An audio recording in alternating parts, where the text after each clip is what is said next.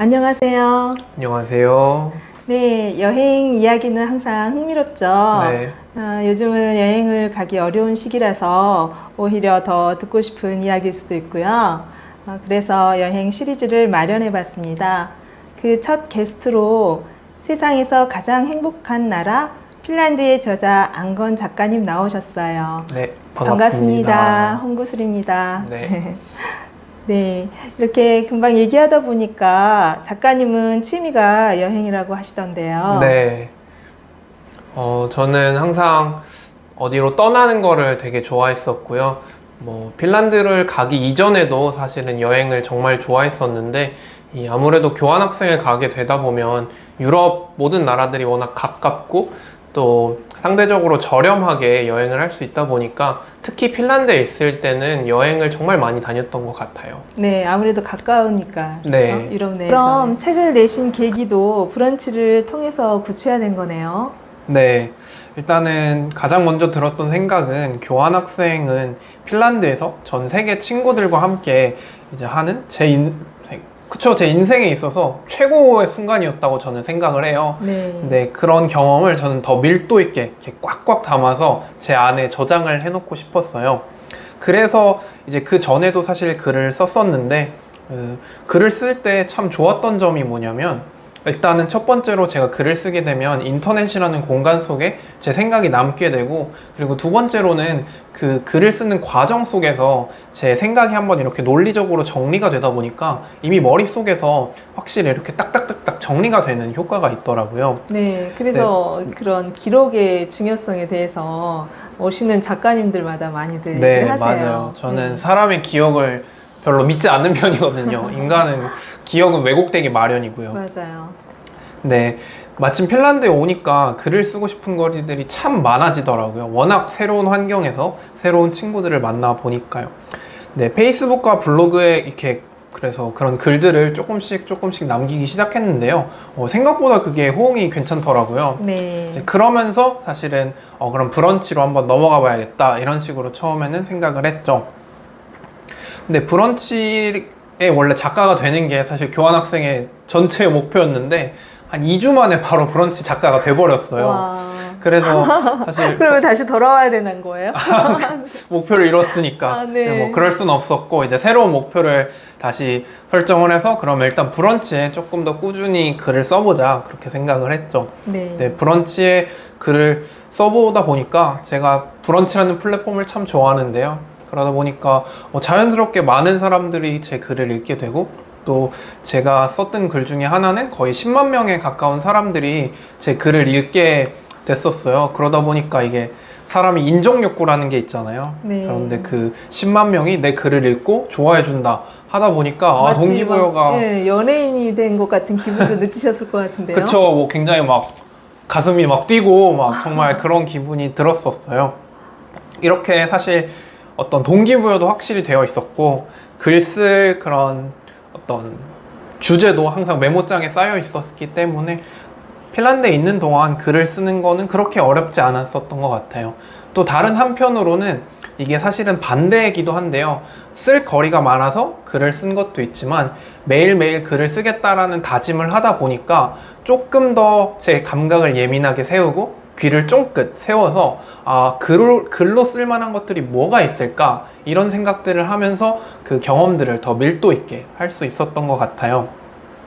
네. 이제 그런 경험을 하고 또 이제 한국으로 돌아오는 과정 속에서 그러면 이걸 한번 책으로 내게 되면 더 밀도 있게 한 번 더 점검하면서 진짜 내 경험으로 만들 수 있지 않을까 그런 생각을 하게 됐고 또 좀 어떤 용기를 가지고 그냥 정말 제가 제 나름대로 이렇게 엑셀로 출판사 리스트를 만들어 가지고 정말 맨땅에 헤딩하기 형식으로 그냥 이렇게 이메일을 보내서 출판사 분들이랑 컨택을 했고 지금 저희가 제 책을 이렇게 내주신 하모니북 대표님이 감사하게도 이제 답장 메일을 주시고 또 미팅을 가져서 계약서를 쓰고 책을 내게 되었습니다. 네.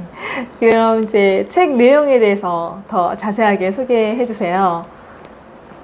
네, 이 책은 여행기예요. 네. 저는 이 책을 어떻게 소개하면 좋을까 사실 굉장히 많이 고민을 했었는데요. 그 결과 저는 이 책을 여행기라고 정의를 하게 되었어요. 그 작가 김영하 씨는 이제 여행기라는 거를 이렇게 정의하더라고요. 여행의 성공이라는 목적을 향해 집을 떠난 주인공이 이런저런 시련을 겪다가 원래 성취하고자 했던 다른 어떤 것을 얻어서 되돌아오는 그런 이야기를 여행기라고 하더라고요. 저는 이 정의를 참 좋아해요. 네. 제 목적은 굉장히 사실은 확고했어요. 교육. 대체 이 핀란드라는 나라의 교육은 어떻게 형성이 되었는가? 왜냐하면 사실 이 90년대생으로 대표되는 요즘 사실 핫한 키워드잖아요. 네. 이 우리 90년대생들한테 핀란드 교육이라는 거는 굉장히 핫한 무언가였어요. 왜냐하면 저희 중고등학교 때 피사 랭킹이라고 전 세계 어떤 교육의 퀄리티를 측정하는 기관 같은 게 있었는데 국어, 수학, 영어, 과학 뭐 이런 것들에서 한국이 거의 탑 수준의 결과가 나왔고 마찬가지로 핀란드도 탑에 가까운 결과가 나왔어요. 근데 그때 2009년, 2012년 이때 당시에 또 하나 항목이 개인의 주관적 행복도라는 측면이 있었는데 정말 슬프게도 한국은 거의 꼴찌에 가까운 그 순위를 기록했고 핀란드는 최고의 순위를 기록을 했어요. 네. 그때 정말 당시에 좀 충격이 있었을 것 같아요. 그쵸. 저는 사실 그때 당시에 분명히 뭔가 대한민국의 교육은 당시에 굉장히 어린 학생이었지만 이거는 뭔가 잘못됐다 라는 굉장히 확고한 그런 믿음이 있었거든요. 네. 그 얘기를 잠깐 드리자면은 저는 어렸을 때부터 그냥 너무 당연하게 공부라는 거는 사실 나를 위해서 하는 거잖아요. 그럼 나를 위해서 하는 거면은 내가 행복해져야 되는 거잖아요. 뭐 그렇죠. 똑똑한 사람이 아니어도 사실 그건 알 수 있잖아요. 네. 근데 명확하게 중학교에 딱 가서 보면은 선생님도 별로 안 행복해 보였고요. 네. 학생들은 정말 다 안 행복해 보이는 거예요. 그래서 이건 뭔가 정말 잘못됐다. 그때부터 그런 생각을 가졌고 그래서 핀란드를 꼭 가야겠다 그런 생각을 했었는데 저는 조금 이렇게 괴리감을 느끼는 게 네. 저희 같은 경우는 약간 순정적으로 어쩔 수 없으니까 그냥 해야 되는 거라고 생각하고 그런 경향이 좀 있었거든요. 저는 사실 어렸을 때부터 좀 반골의 그런 캐릭터를 가지고 있었기 때문에 그게 이제 제가 원래 가졌던 여행의 목적이었어요. 네. 핀란드의 교육.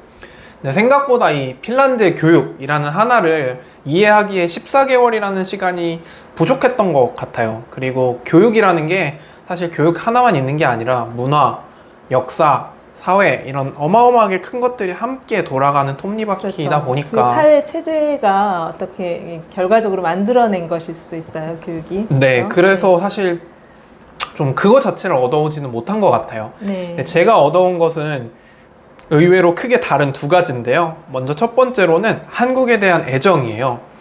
저는 한국에 대한 애정이 그렇게까지 많지 않았었는데 해외에 나가서 보니까 오히려 이게 미우나 고우나 내 나라고 그 다음에 어쩔 수 없이 나를 가장 크게 정의하는 정체성이 한국인이라는 정체성이더라고요. 외국에 나가면 네, 다 그쵸. 애국자가 되는 것처럼. 맞는 것 같아요. 네. 이게 그러면 되게 지금까지 당연하게 누려면서 살아왔던 것들이 당연하게 아니라는 그런 관점을 많이 가지게 됐고 또 실제로 전 세계에서 관점에서 보게 되면 한국은 정말 훌륭한 나라거든요. 그거는 정말 팩트거든요. 네. 그런 점을 많이 배워서 한국에 대한 애정을 정말 많이 가져왔죠.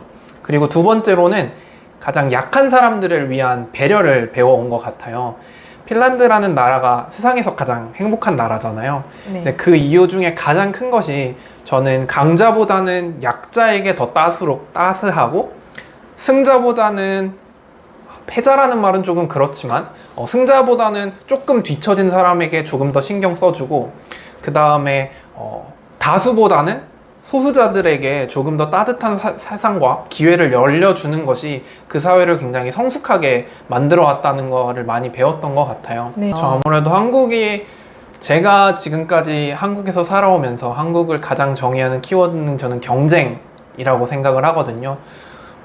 경쟁에서 이긴 사람들에게는 한없이 관대하지만 또 마찬가지로 경쟁에서 진 사람들에게는 굉장히 가혹하기도 하단 말이에요. 그런데 핀란드 같은 경우는 일단 경쟁이라는 키워드 자체가 존재하지 않고 상대적인 약자, 소수자에게도 굉장히 많은 기회를 제공해주는 그런 따뜻함이 사실은 이 핀란드라는 나라를 세상에서 가장 행복한 나라로 만들어 오지 않았나, 제가 얻어온 그런 교훈인 것 같습니다. 네.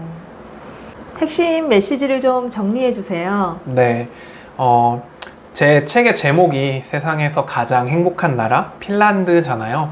근데 이게 그냥 제가 이게 최고예요 뭐 이렇게 주장을 하는 게 아니고, 이게 나름대로 어떤 리서치를 했는데 네. 거기서 실제로 2018, 2019, 2020년에서 최종적으로 1위를 한 그런 연구 결과에서 나온 거예요. 그 연구 결과에는 7가지 정도가 고려되었는데요. 개인이 정말 원하는 것을 할 수 있는 선택의 자유, 개인 소득, 부패 정도, 그 다음에 안전성, 뭐 이런 것들을 다 고려해서 한 네. 결과인데요. 뭐 당연히 그런 연구 결과들이 저보다 더 명확하게 분석은 해놨겠지만, 저는 또 14개월을 경험한 사람으로서 제 나름대로 그 이유들을 한번 정리를 해봤어요. 그게 총 사실 네. 이게 말씀하신 내용들 보면 사실 요즘 문제화되고 있는 그런 것들 많이 짚어주신 것 같아요. 그것과 관련해서 일단 이 영상에서는 2가지를 제가 한번 말씀드리려고 해요. 첫 번째는 바로 고실내 사회라는 겁니다. 그 핀란드에서 개찰구에 가면은 우리나라에는 이렇게 딱 사람을 막아서는 그런 바리게이트 같은 게 있잖아요. 핀란드의 대부분에는 그런 것들이 없어요. 네. 그냥 스스로 알아서 티켓을 사거나 아니면 그냥 휴대폰으로 알아서 결제를 하는 형식이죠. 뭐 물론 한국에서도 어떤 많은 부분에 대해서는 이미 고실내가 이루어졌지만, 분명히 핀란드가 한국보다 더 잘하고 있는 지점이 있는 것 같아요. 그래서 그런 지점에서 조금 말씀을 드리려고 하는 건데요. 네. 또 핀란드라는 나라를 대표하는 거는 복지라는 키워드예요. 근데 그 복지라는 게 사실은 상호 간의 신뢰가 있어야지만 가능한 거잖아요. 왜냐하면 내가 이렇게 많은 세금을 냈을 때 그 세금이 다른 이상한 데 가지 않고 정말 꼭 필요한 사람들을 위해서, 혹은 내 친구를 위해서, 내 자녀를 위해서 쓰일 것이라는 그런 믿음이 있기 때문에 이 핀란드라는 사회가 사실은 세상에서 가장 행복한 나라가 된 것 같아요. 그리고 그런 거를 되게 잘 보여주는 하나의 사례가, 그냥 개찰구에서도 대부분의 사람들이 무임승차하지 않을 것이라고 이렇게 믿어주는 것, 그런 것이 아마 핀란드를 가장 행복한 나라로 만들어주지 않았나 라고 저는 생각을 합니다. 네, 그렇게 고실내 사회에 대해 말씀하시니까 네. 요즘 케이팝이나 코로나로 인해서 오히려 한국의 위상도 많이 올라갔잖아요. 네. 그래서 외국인들이 한국을 선망하는 경우도 있다고 종종 듣게 되는데, 네, 유튜브나 맞아요. 이런 네, 맞아요. 보면은 사실 저도 여행을 이제 많이 다녔는데, 또 핀란드가 아닌 뭐 이런 서부 유럽이라든지 아니면 뭐 동유럽 뭐 이런 국가에 가게 되면 확실히 개인 소지품을 들고 다닐 때라든지, 뭐 카페에서 노트북을 놓고 다닌다든지 이런 건 사실 뭐 말도 안 되는 일이고요. 그런 측면에서 보면 한국도 충분히 굉장히 많이 성숙한 사회라는 거를 우리가 사실은 알 수 있는 것 같아요. 그런 점에서 그냥 제가 이렇게 말씀을 드리는 거는 한국이 못하고 있어서 라기보다는, 저는 한국이라는 나라를 너무 좋아하는데 이 한국이 조금 더 잘했으면 하는 그런 측면에서 네. 계속 말씀을 드리는 것이라고 생각을 해주시면 좋을 것 같습니다. 네, 그리고 그 행복한 이유 2번째에 대해서 이제 얘기를 드릴게요. Personal space, 개인 공간이라는 건데요. 그 핀란드에서 그러니까 핀란드에 대해서 가장 유명한 일종의 밈 같은 거를 생각을 해보면, 네. 이렇게 버스 정류장에서 뭐 2m씩 떨어져 있는 그런 되게 유명한 밈 같은 게 있는데요. 그게 정말 사회적 실제로 거리두기가 네, 이미 저절로 거기는 코로나 전부터 사회적 거리두기를 하고 있었어요. 그러네요. 일단은 물리적으로 이렇게 사람들과 좀 많이 접촉하지 않아도 된다는 측면에서 확실히 스트레스가 적고요. 근데 제가 여기서 말씀드리고 싶은 거는 좀 정서적인 거리에 대해서 이야기를 드리고 싶어요. 한국에서는 사실 뭐 좋게 말하면 좀 나쁘게 말하면 오지랖 정도가 될 것 같은 그 한국의 특유의 문화가 있잖아요. 서로에 네. 대해서 굉장히 관심이 많고 좀 한 집단 속에서 개인이 튀지 못하게 하는 뭐 그런 것들이 있는데, 저 같은 경우는 한때 수염을 길렀었는데, 와, 그 수염 기르는 게 한국에서는 뭐가 그렇게 큰일이 날 일인지 정말 스트레스를 많이 받았었거든요. 이런 식으로 사실 제가 수영을 기르는 게 남한테 피해를 주는 일이 아니잖아요. 네. 제 개인의 자유에 속하는 영역인 건데. 저 남편도 수염을 길러봤기 때문에 네, 그걸 네. 조금 이해를 합니다. 네, 그런 측면에서 제가 생각하는 성숙한 사회라는 거는 자유론에 나오는 얘기인데, 이 개인이 다른 사람에게 피해를 주지 않는 범위 내에서 자신의 자유가 최대로 보장되는 사회가 성숙한 사회라고 자유론에서 나오거든요. 근데 그런 게 바로 개인과 개인 사이에 일종의 정서적 거리를 두는 것이라고 생각을 해요. 개인과의 거리에 대해 말씀하시니까 떠오른 게 개인주의자 선언이라는 책에서도 비슷한 이야기가 나오거든요. 네. 근데 서구 문물이 들어오고 경제화가 급속도로 이루어진 반면에 그 근간이 되는 개인주의는 제대로 발달되지 못했다고. 네, 맞아요. 그러니까 한국 사회가 좀 말하자면 서구화가 됐는데 그 서구화의 사실 근본은 개인주의거든요.